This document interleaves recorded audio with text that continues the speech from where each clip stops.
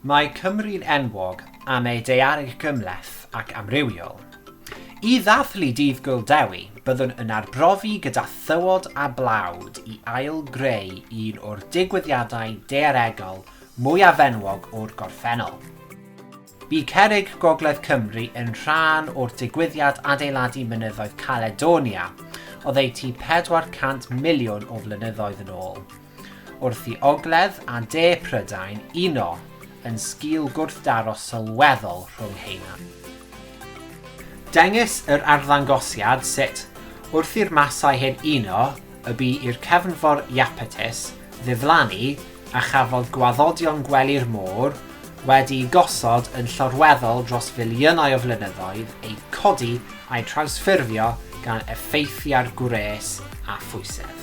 Yn sgil hyn, fe ffurfiwyd ein tirwedd Gymreig garw ac arbennig.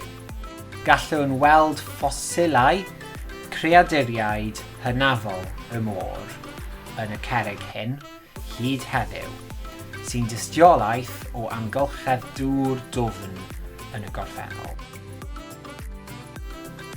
Bu i is-lithriad y cefnfor Iapetus ffurfio llosgfynyddoedd a oedd yn arllwys lafa i gynhyrchu cerrig yr Wyddfa.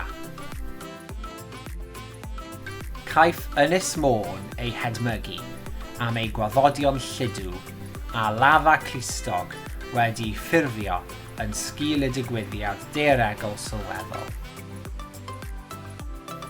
Bu i sawl digwyddiad daearegol eraill ffurfio tirwedd Cymru ers hynny, fel ail-gerflunio cerrig yn ystod yr oes iâ olaf 10,000 o flynyddoedd yn ôl.